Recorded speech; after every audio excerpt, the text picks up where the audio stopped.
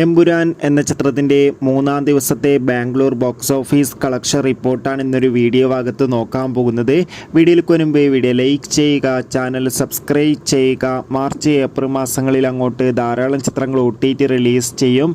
നമ്മുടെ ചാനൽ ഭാഗം പരിശോധിച്ചാൽ നിങ്ങൾക്ക് ആ വീഡിയോയ്ക്ക് കാണാൻ വേണ്ടി സാധിക്കുന്നതായിരിക്കും. മോഹൻലാൽ, പൃഥ്വിരാജ് എന്നൊക്കെ പ്രധാന കഥാപാത്രങ്ങളായി എത്തിയ ചിത്രമായിരുന്നു എമ്പുരാൻ. ചിത്രത്തിന് അതിഗംഭീരമായ അഭിപ്രായം തന്നെയാണ് മൂന്നാം ദിവസവും പുറത്തുനിന്നുകൊണ്ടിരിക്കുന്നത്.